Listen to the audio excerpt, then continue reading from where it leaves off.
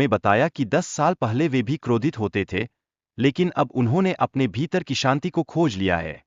यह एक प्रेरणादायक यात्रा है, जिसने हमें यह सिखाया है कि आत्मसंयम और आंतरिक शांति की खोज किस प्रकार हमारे जीवन को आकार देती है। बुद्ध ने साफ किया कि अपमान का अनुभव केवल तब होता है जब हम इसे स्वीकार करते हैं।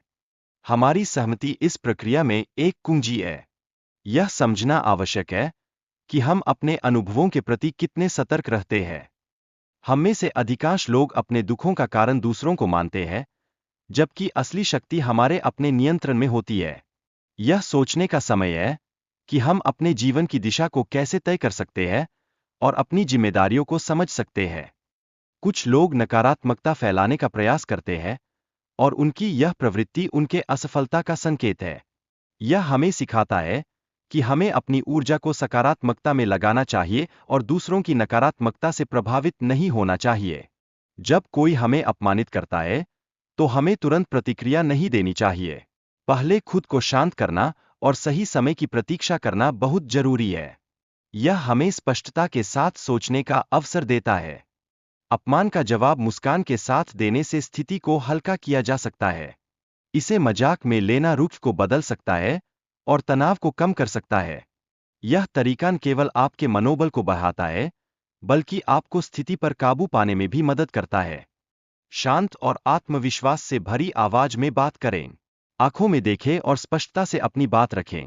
जैसे, मेरी भावना को ठेस पहुंचाने से रोकें।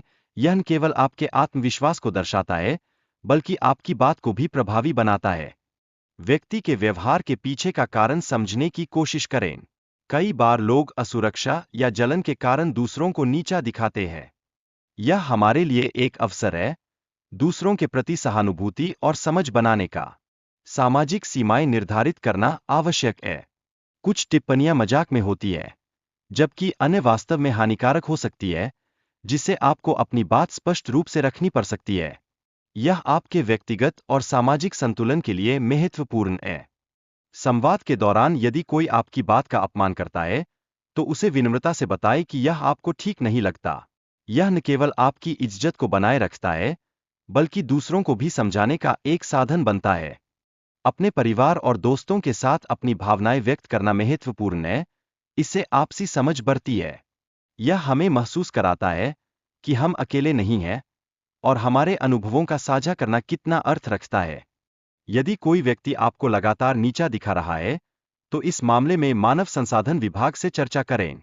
यह एक सही कदम है अपने अधिकारों की रक्षा करने में। तनाव से निपटने के लिए गहरी सांस लेने और ध्यान लगाने का अभ्यास करना आवश्यक है। यह आपके मन को शांत करने में मदद करता है और आपको केंद्रित रखता है। समर्थन प्रणाली का उपयोग करना महत्वपूर्ण है, जैसे कि किसी विश्वसनीय व्यक्ति से मदद मांगना। यह आपको स्थिति को बेहतर रंग से समझने में मदद करता है और मार्गदर्शन प्राप्त करने का एक साधन बनता है। सकारात्मक लोगों के साथ समय बिताने से तनाव कम होता है और यह आपको बेहतर महसूस कराने में मदद करता है। यह नकारात्मकता से दूर रखने का एक शानदार तरीका है, जिससे हम जीवन की खुशियों का अनुभव कर सकें।